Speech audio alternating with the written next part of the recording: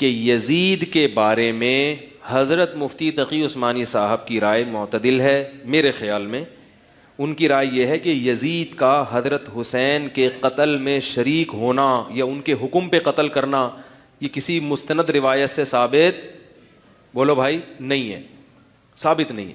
اسی طرح یزید کا شرابی کبابی یہ سب چیزیں بھی کسی مستند اوتھینٹک روایت سے ثابت نہیں ہے. روایتیں بھی ہیں, اس طرف بھی ہیں اس طرف بھی ہیں, کوئی مستند مضبوط چیز نہیں ہے. شرعی شہادت چاہیے نا فاسق قرار دینے کے لیے, تو وہ نہیں ہے. اس بیس پہ حضرت مفتی تقی صاحب کی رائے یہ ہے کہ یزید کے بارے میں کیا کیا جائے, خاموش, نہ رحمت اللہ علیہ بولو نہ لعنت اللہ. کیوں؟ 1400 سال پہلے ملک عراق کی سرزمین پہ ایک قتل ہوا تھا. یہ وہ قتل رسول کے بیٹے کا قتل تھا, اور یہ قتل کسی غیر مذہب نے نہیں کیا بلکہ اسی نبی کا کلمہ پڑھنے والوں نے اسی نبی کے بیٹے کا قتل کیا. اس دور کی مکمل طاقتیں حسین ابن علی کے خلاف اٹھ کھڑی ہوئیں اور صحرا میں لا کے رسول کے بیٹے کو قتل کیا گیا. دشمن یہ سمجھتا تھا کہ شاید یہ قتل چھپ جائے گا, قاتل چھپ جائیں گے, لیکن مشیت الہی تھی, ارادہ خداوندی تھا, لہو حسین کی تاثیر تھی کہ اللہ نے ایک ایسی قوم پیدا کر دی جس نے خون حسین کو چھپنے نہیں دیا. اس قوم کی تخلیق کا مقصد صرف ذکر حسین تھا.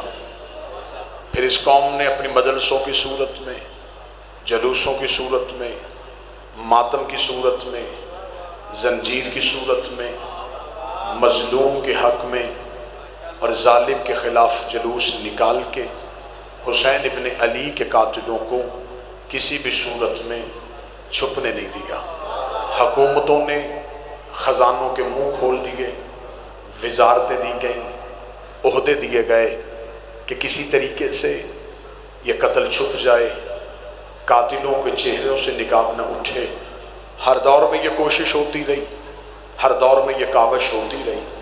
یہ کوششیں چلتی چلتی یہاں تک پہنچ گئیں کہ ہر دور کے کسی نہ کسی نے یزید کو بچانے کی کوشش کی, چاہے وہ مولوی کے روپ میں ہو, چاہے وہ مفتی کے روپ میں ہو.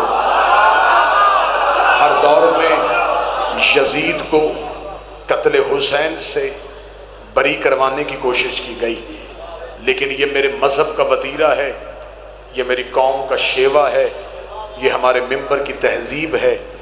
دشمن حملہ کہیں سے کرے ہم جواب ممبر سے دیتے ہیں.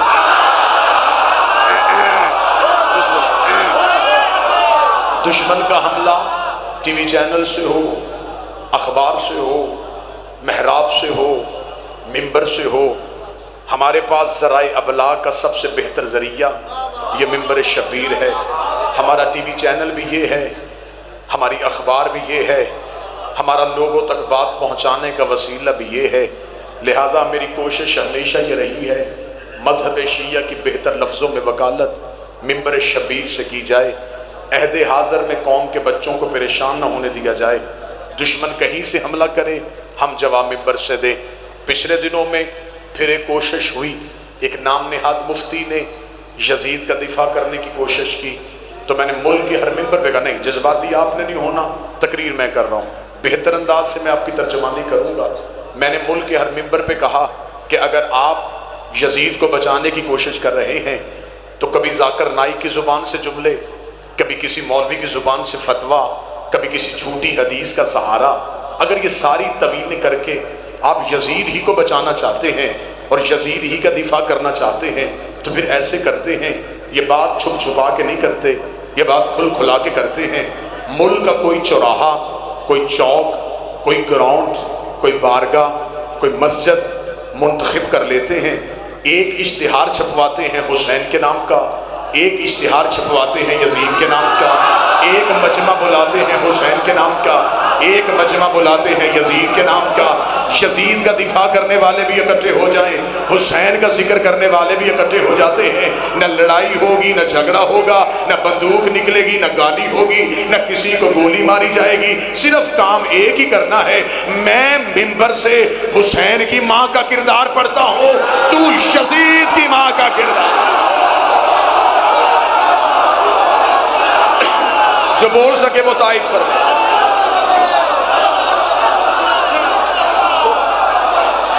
مالک حسین عزت عطا فرمائے، شہزادی کونین عزت عطا فرمائے۔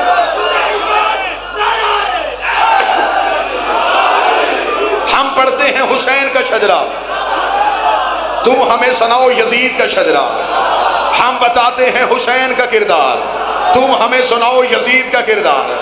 آج بہانے سے یزید کو بچانے کی کوششیں ہو رہی ہیں، جس کا دفاع کیا جائے اس کا کھل کے کیا جاتا ہے۔ ہم حسین کا شجرہ بھی پڑھ دیتے ہیں، تو یزید کا کردار پڑھ دے۔ اگر تیری لفظوں میں، تیرے پاس تیری آنکھوں میں وہ طاقت نہیں، تیرے پاس کتابوں میں سیاہی ختم ہو گئی ہے، تو یہ کام بھی ہم ہی کر دیتے ہیں۔ حسین 3 شعبان کو مدینے میں بطول کے گھر قرآن بن کے نازل ہوا تھا۔ یزید شام اور حمص کے درمیانی علاقہ تنور میں حاکم شام کے گھر عذاب بن کے نازل ہوا تھا۔ یزید کو پیدا ہوتے ہی گھٹی شراب کی دی گئی، حسین نے پیدا ہوتے ہی رسول کی زبان چوسی۔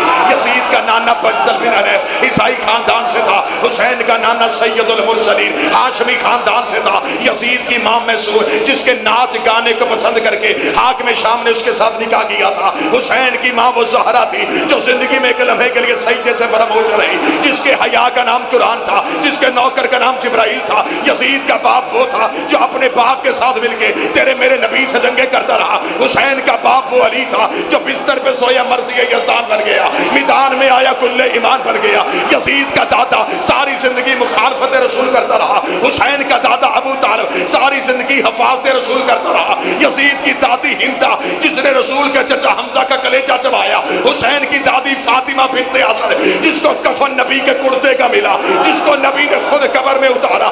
یزید کا ایک ہی بھائی تھا جو پاگل ہو کے مر گیا، حسین کا بھائی حسن مسند امامت کا تاجدار بن گیا۔ یزید کا شجرہ خبیثہ تھا، حسین کا شجرہ طیبہ تھا۔ یزید فاسق تھا، میرا حسین نمازی تھا۔ یزید فاجر تھا، حسین روزے دار تھا۔ اس لیے 26 رجب کو ولید کے دربار میں کھڑے ہو کے حسین نے یہ جملے کہے تھے، لکھ یزید سے میں تیری بیعت کروں تو کروں کیسے؟ میرے بابے جیسا تیرا بابا نہیں، میرے دادے جیسا تیرا دادا نہیں، میرے نانے جیسا تیرا نانا نہیں، میری ماں جیسی تیری ماں نہیں، تجھ جیسا میں نہیں، مجھ جیسا تو نہیں۔ اپنے لاکھوں لے کے تو آ، 72 لے کے میں آتا ہوں۔ 10 محرم کو عصر سے پہلے میں قیامت تک ہر حلال زادے کو یہ کہنے پہ مجبور کروں گا، حسین زندہ باد ہے، یزید مردہ۔ سارے بولو، آخر تک بولو، ہاتھ اٹھا کے حیدری۔